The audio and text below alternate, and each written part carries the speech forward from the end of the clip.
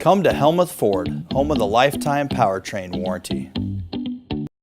Hi, this is Stacy from Shetler Insurance Services. Come see me on the east side of the square in Sigourney for all your insurance needs. Skunk River Radio, country music from 1990 through 2010 with some Iowa country music sprinkled in. Listen at skunkriverradio.com, download the app, listen on Alexa by saying, Alexa, play Skunk River Radio on TuneIn. Skunk River Radio will also be available on Google Assistant in the near future. You can listen to me, Steve Shetler, each weekday morning from 6 a.m. to noon, and listen to The Haze from noon to 6 p.m. Skunk River Radio, online radio for country music from 1990 to 2010. Welcome to this edition of Bringing the Ass For podcast, joined by special guest Connor McFall this week.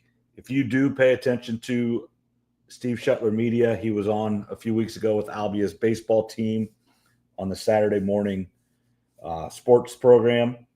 So he's going to join me tonight, talk a little bit about high school and Albia sports, and then Cyclone football and some of his predictions and memories and stuff like this. But first, just introduce yourself, Connor, and talk, just a little bit about yourself, your background, everything else like that. Yeah, so I'm Connor McFall. I'm 17. Growing up, an Iowa State fan. Gone to Iowa my whole life. Lots of sports there, sports memories there. I play baseball, basketball. I golf some, and lots of sports, just stuff like that. This isn't my first time doing one of these, so bear with me there, but it'll be all right. We'll get it done. So yeah, it'll be good. Kind of short one tonight. It's summertime. Trev's out with work this week, so we just got back from Missouri. We went down to near Branson area, Table Rock Lake for just a few quick days, getting ready for school to start. Golf practice starts for me on Monday. They're at Ottumwa High School, and just getting ready for everybody to start school again. Lots of vacation people, lots of people getting back from vacations with family week being last week, and school is getting closer and closer. You're seeing teachers going back, starting to get their classrooms ready. Lucky for me, I'm a PE teacher, and I don't have to spend a lot of time doing that. But we will have about a couple weeks of PD and everything starting next week for Ottumwa schools. And then August 25th, school starts for everybody, including him. Senior year for Connor. I'm sure he's looking forward to that. We're going to move right now into Cyclone football, kind of have his predictions and his thoughts on the upcoming season, and maybe, kind of what he thought last year with record-breaking wins for the Cyclones, and the difference in a Cyclone fan like me that's 45 years old, that has seen ups and downs and mainly downs, except for about the last 10 years, 15 years. And then someone like Connor that has not seen the consistent 1-10, 2-10, when they only played 11 games and hadn't been to a bowl game and didn't see Iowa State beat Iowa until they were in college. There's things like that. First, you have season tickets. Did you make every game last year? I missed two. Yeah. I missed one. I had a baseball tournament in Indianola at Simpson College. That was against Arkansas State. We missed that one. It was a day game. And then I missed the Baylor whiteout game to go to homecoming. That was a night game, whiteout game, electric game. I missed that one for homecoming. Yeah, so, he made almost all the games, went to the Big 12 championship game, did not go to the bowl game, but he did go to the Big 12 championship game. What was the biggest highlight from last season, going to the games or, watching on TV? Just what was your highlights of the season? The highlights of the season, obviously the wins. Unexpected going into this season. We were expected to be decent, but I don't think 11-3 was what was expected out of us. So obviously it was fun. Beating Iowa was awesome. Kyle Conradi with the 54-yard field goal to end that one. That was fun. I was with a bunch of Iowa friends that were Iowa fans, and so they were loving it because I was going crazy. And Brandy Strickler, my friend's mom, she videoed me. That was pretty fun. And then starting off 7-0 or 6-0 or whatever we did, that was fun because we hadn't had a start like that ever. I believe we tied our record for most wins in a row to start the season, and then lost. But then we went on a winning streak there at the end, got our 10th win against Kansas State and stormed the field. That was really fun. It was the first time I'd stormed the field, so that was fun for me. And then going down to the bowl game, even though we lost, the experience was fun, and just to be there was something special. So, yeah, getting to the Big 12 championship game and going to a game at Texas Stadium, Dallas, Jerry's World, wherever you want to call it, AT&T Stadium. It wasn't sold out. I didn't think there was as many Iowa State fans as I thought there would be. But still, just being there, being in that stadium, you can see and picture, national championship games have been there, basketball tournament, just everything has been there, and you can see why it's huge. It's wide open. The difference in an NFL professional stadium and Iowa State at Jack Trice Stadium or Kinnick Stadium or most college stadiums, the difference is immense, and you can just see that, and it just made it a big-time game. Obviously, the game did not go the way for the Cyclones. Arizona State proved how much better they were that day. I do think if they played again, the game would not be as big a blowout. I'm not going to say Iowa State wins very many times against Arizona State off last year. Arizona proved they belong with very, very narrow loss to Texas in that game. But Iowa State getting there for the second time under Matt Campbell and just proving that they were one game away from the playoff and how close they are. Lots of returners, should compete again for a Big 12 championship. Now, the difference this year is we start out of the gate in Ireland against Kansas State, another one of the favorites. In fact, probably the favorite from the odds makers and a lot of predictions. Them and Arizona State are the two favorites. If Iowa State wins that first game, they're right off the bat and hitting the ground running on top of the Big 12 standings.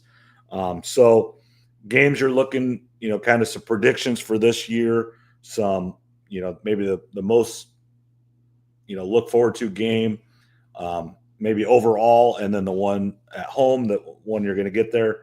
And then also just kind of your favorite Cyclone memory. All right, so some predictions for this year right off the gates against Kansas State, obviously. I think that'll be a great game. We beat them the last couple of years. They're returning a lot of guys. We're returning a lot of guys. Close game last year, came down to the last possession or two.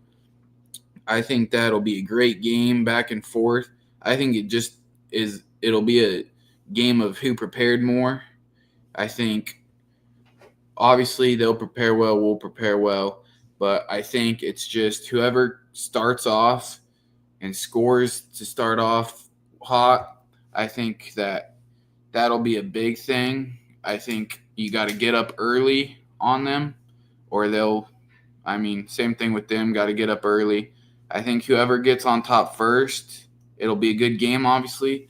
But I think it's anybody's ball game. I do have us winning that one, but I think it'll be good. Good game the last couple years against them within a possession or two. I think that'll be fun. And then we have probably my most look forward to game this year. We're playing at home against Arizona State, coming off the Big 12 championship last year. Obviously, it was a blowout. We'll be looking to get them back this year at home. That'll be fun. Hopefully, it's a night game. Night games are always fun at Jack Trice. And we're looking for revenge on them, so that one will be fun. And it's closer towards the end of the year, I believe, so it could have a lot riding on it with Big 12 championship stuff on the line possibly, depending on how things go.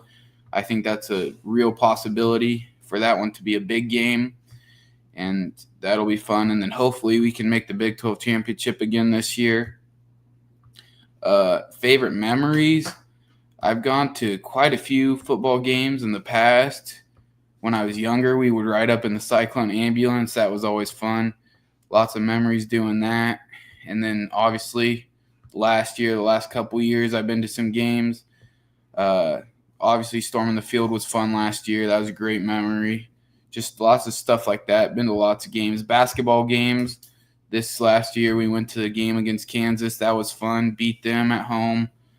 It's always fun to beat Kansas, especially when you're there. Crowd was electric. It was a great game that night. Yeah, lots of good memories that way. It's been fun the last few years as a Cyclone fan.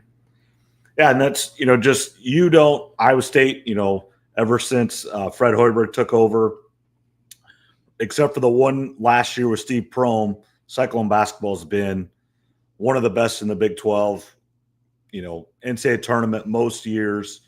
I think it's 4 or 5 Sweet 16s, something Hawkeye fans haven't had since 1999. I just want to point that out. I do think that will change. I do think they have the correct coach now. We'll see if that is the case, but I do think the coach they did hire will turn that program around to be a little bit more consistent, and probably a little bit just luck of the draw. They will get to the Sweet 16 relatively soon if they get to the tournament. But we've had, multiple coaches get 3 coaches, in the last 12 years get to the Sweet 16 with Hoiberg, Prohm, and Otzelberger. It looks to me like, I was just watching a thing earlier, Otzelberger is really happy and really excited about this coming year for basketball as well. Maybe they're not going to be ranked in the top 5 most of the year. They're not going to, without those injuries, you never know what could have happened last year. Maybe they're not top end, if everybody stays healthy, win a national championship. But I think they're really happy with what they have, and they're going to make another run to get to that Sweet 16 and compete for a Big 12 championship. And then that's also the biggest thing with Matt Campbell since he's been there. And this is his 10th year, just signed a new contract, $5 million a year. It's a lot of money in Ames, Iowa, but it's not what he could have got other places, and it's not even what he probably could have demanded at Iowa State. But he gives up $1 million a year for the NIL. He gets more money for his staff. And, I was actually just watching another thing on Iowa State football that they were talking about all the nutrition and everything, and just how many more people and how much more just investment it takes to run a successful Division I football program from when I was there, over 20 years ago. And they were talking about all the food and everything they give every player.